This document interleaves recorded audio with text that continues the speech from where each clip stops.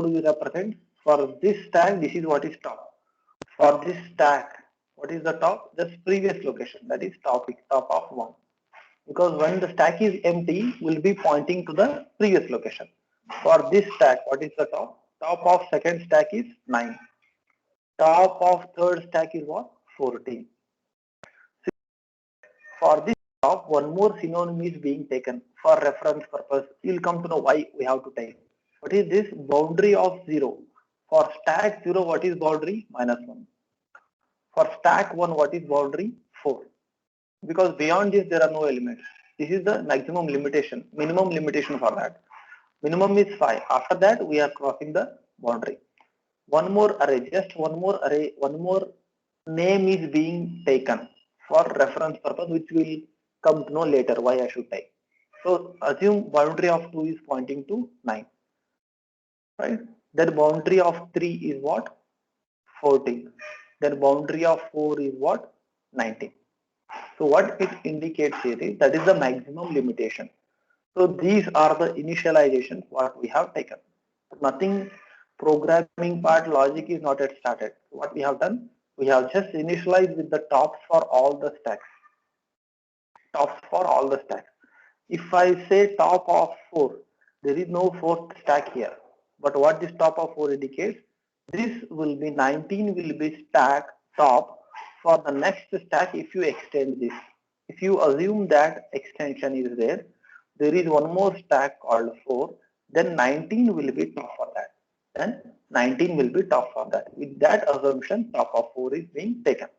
Because they will be used, this boundary and top will be used for checking overflow and underflow conditions of multiple stacks. That's why they have been considered as pointers. That's why they have been considered as pointers in the beginning. Right? Now to find the initial value of top of each stack, that is already I have explained you how to find initial value of top of each stack. But logically, how do you write? Top of stack 0 is given by -1. We know that. For this 0 stack, top is -1. For this first stack, top is 4. For this second stack, top is 9. For third stack, top is 40. Why these values? Empty. Every stack is empty. When there are no elements in any of the stack, we will be initializing. Because when you ignore all these remaining 3, it will be clear when you consider only one stack. Right?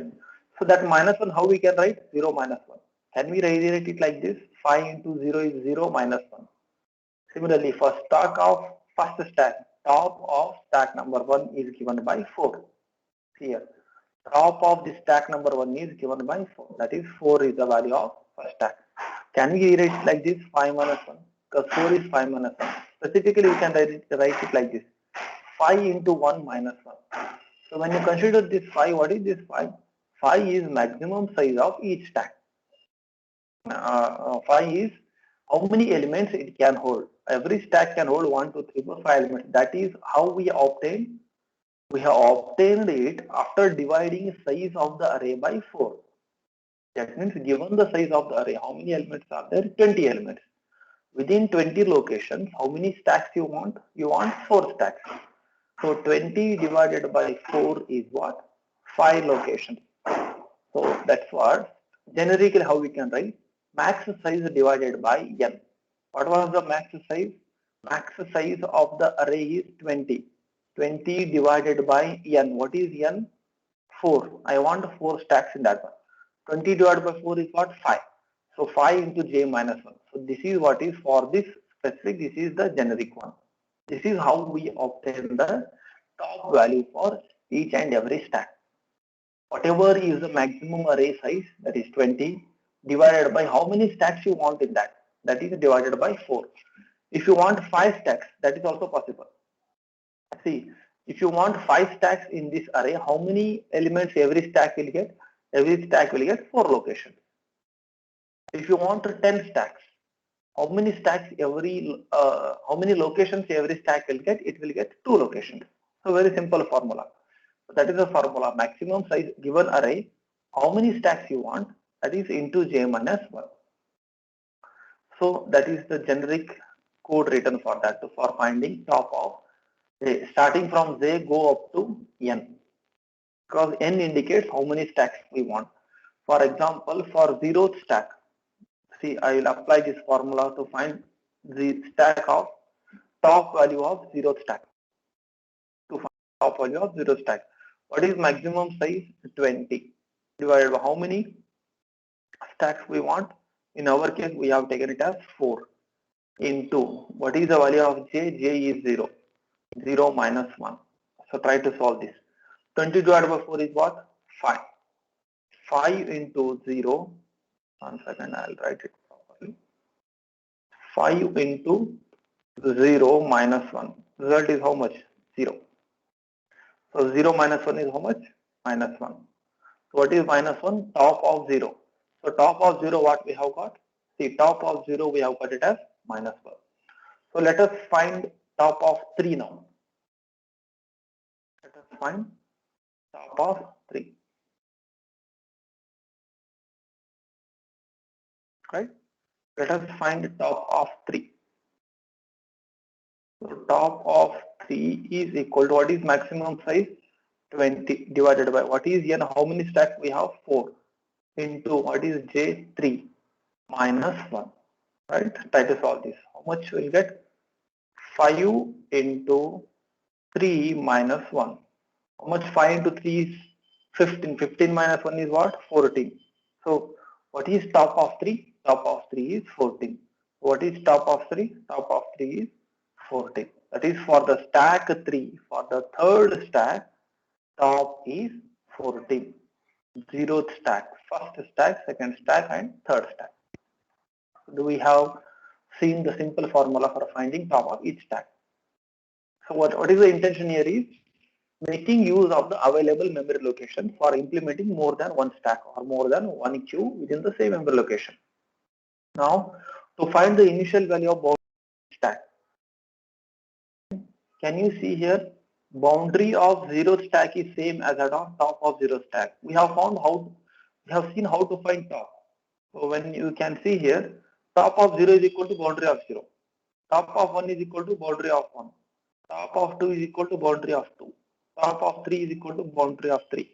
Top of 4 is equal to boundary of 4. So these are same. All are same. So directly I am writing that. What is that?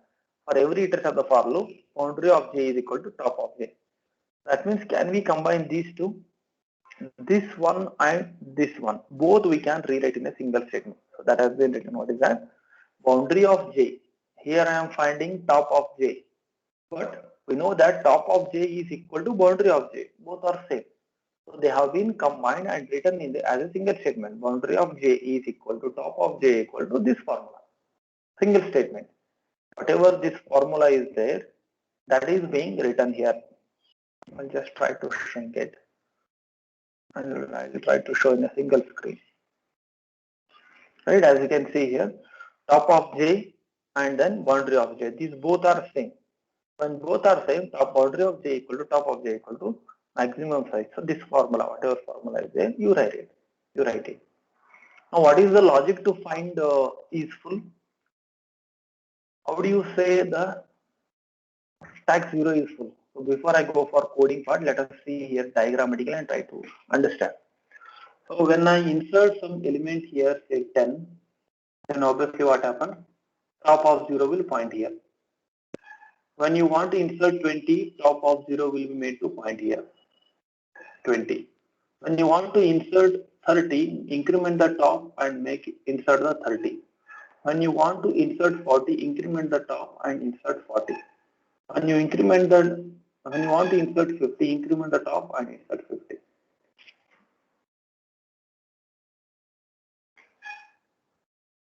So after inserting all these elements, so this is what top of 4.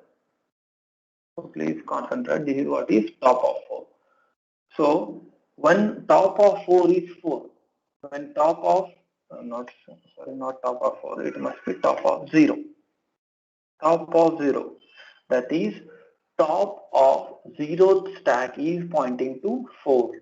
Top of 0th stack is pointing to 4. That is nothing but boundary of 1.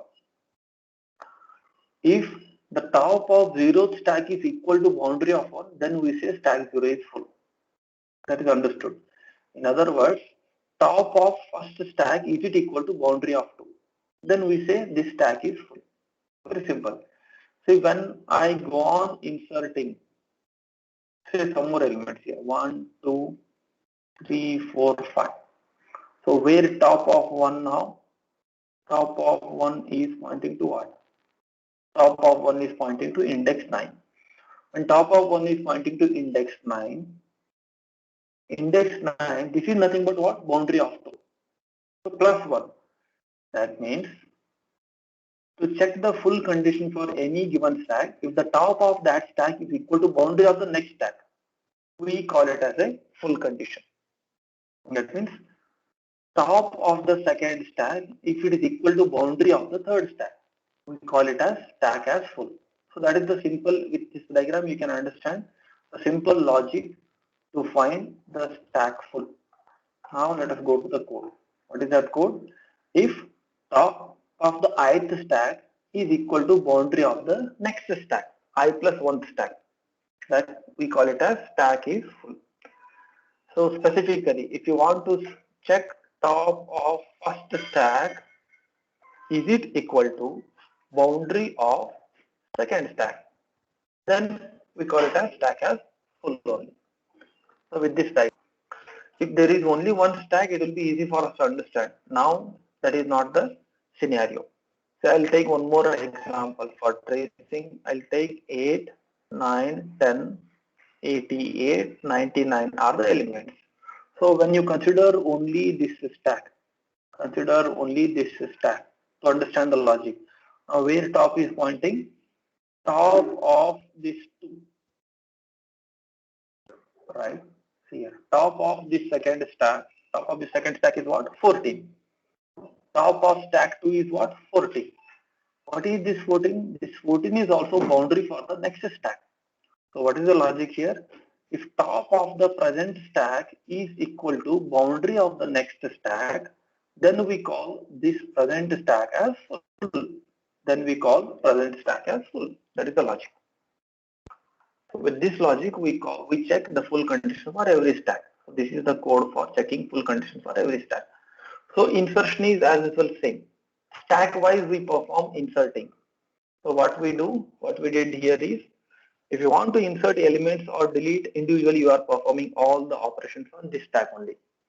If you want to perform insertion and deletion, we will perform individually on the corresponding stacks. So insertion and deletions will take place individually on corresponding stacks. Deletions will take place individually on corresponding stacks.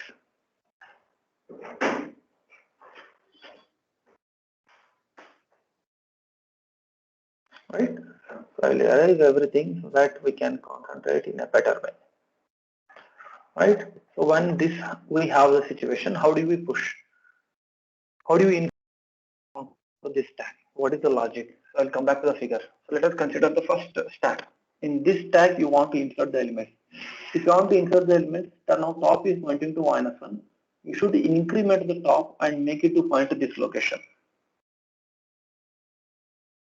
Right? You should increment the top and make it to point to this location. Right? So top should be incremented first. What is the logic? Top should be, no, it is very thin. I'll take that size itself. Right. So top should be incremented first, then you copy the element. If you want to insert one more element, what is the logic? We will increment the top and then we insert the next element. If you want to go for next element, what you do? Increment the top, then you insert the next element. That's the simple logic what we know. If there is only one stack, what you do? You simply perform top plus plus. But here there are multiple stacks. That means top of 0 plus plus you have to perform. If you want to deal with this stack, top of 1 plus plus you should do. If you want to deal with this stack, increment the top corresponding to this stack. If you want to deal with this stack, increment the top corresponding to this stack. So that is the simple logic, and then go on inserting the elements. Let us come back to the code now. How do we push? We will increment the corresponding top values, like how I explained just now. First, increment the top value. Top of I is given by top of I plus 1. The present value of the top for the ith stack. I is generic. You can substitute any value. Top of 0 equal to top of 0 plus 1. That is for 0th stack. If you want to concentrate on stack number 1, top of 1 plus 1. If you want to concentrate on stack number 3, top of 3 is given by present value of top of 3 plus 1. That's it. I is generic code, any stack you can assume. Now, how do you copy the element? As usual, like how you do in case of normal scenario. I will write the normal scenario. What do we do? S of top is equal to item. This is how we write for the normal case. But as we have multiple stacks here, we will write in place of top of I. Then we write the item. This is one stack, this is for multiple stacks. The complete function. First we check the full condition. How do we check? If top of I is equal to boundary of I plus 1. That is top of present stack is equal to boundary of the next stack. Top of present stack is equal to boundary of the next stack. Then we call it as stack as full. If stack is full, we cannot insert the elements. Else what you do? Just increment top of I. That is for the ith stack, increment the top value.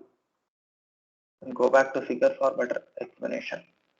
If you want to concentrate on this stack, top of 0, you increment it. What is top of 0 now? Top of 0 is minus 1. If you want to bring it to 0, what you have to do? Top of 0 plus plus. The meaning here is, what is top of 0? Top of 0 is minus 1. Minus 1 plus plus happens, it is 0. That means top will get incremented to 0. From this point, if top is present here, if you want to go to next location, assume from here you want to go to next location. What is the present value of top of 0? Present value of top of 0 is equal to 0. So when you perform top of 0 plus plus, what happens to this here is, this will get incremented. Top of 0 plus plus will become 1 and then top will point to this location. So that is a very simple logic. Then we perform the push operation at that location. Similarly, is empty. So is empty is very simple. Top of I is equal to boundary of I. Then we call the stack as empty only. So how do you check stack 0 is empty? If top of 0 is equal to boundary of 0. So top of 0 is minus 1. Boundary minus 1. In that case, if both are matching, then we call stack as empty. How do you check stack 2 as empty? Stack 2 is empty when top of 2 is equal to boundary of 2. So both are same. This will be same only when both are, the stacks will be empty only when there are no elements. Say after this location at this point of time 10:20. So where top of 0 is pointing now? This is where the top of 0 is pointing. Now you cannot satisfy this condition. What is top of 0? Top of 0 is 1. What is boundary of 0? Boundary of 0 is minus 1. This is false. When this is false, there are some elements in the stack. That indicates there are some elements in the stack. So that is the simple logic what we are following to check the empty condition. What is that logic? If top of I is equal to boundary of I for the same stack, then we return minus 1 saying that stack is empty. Similarly, like how we do the push operation, same way we perform the pop operation. But what is that condition before we perform pop? We should check whether there is a space in the, we should check whether there are elements in the stack or not. Because if there are no elements, we cannot pop or we cannot delete out the elements from the stack. So same thing we are doing. First we check for empty condition. If stack is empty, we simply return minus 1. Else what we do? Pop the elements from the ith stack, then decrement the top by 1. I'll tell once again. S of top, obtain the topmost element from the ith stack, then decrement the top value for that particular stack. Like how just I explained for the insert, same way it works for the deletion or pop also. Now displaying the stack elements is saying, first we check the empty condition. If stacks are empty, we cannot display the elements. Next, how do we display? Just start from the boundary of the next stack and go up to stack top and then display the every element. Perform incrementing, then display the every element located at S of j. Same way how we display for the normal stack. But here what this j indicates? J indicates the corresponding index for the stack which you want to display. So for all these to understand, in a better way, so this is the only foundation diagram what I had drawn. So kindly go through these notes and read the concept once again. So it's simply very easy to understand and the concepts are very simple. So you may not be able to grab the things in a single stretch because if I cannot keep everything here on the display for you. So some things may get mixed during these online hours. But what I suggest is once you have these notes with this background, it will be easy for you to understand. So this is a complete program. You take it as an assignment. Anyhow, the program is given to you. I have given in the notes also. Include all those functions. This is how the multiple stacks and works. Maze problem, which already we have covered. So multiple stacks and queues. So we have seen about the concept, like how we can represent or show multiple stacks within the single memory. Right? Similarly, you try it for the queues also. We are left with only one bit, that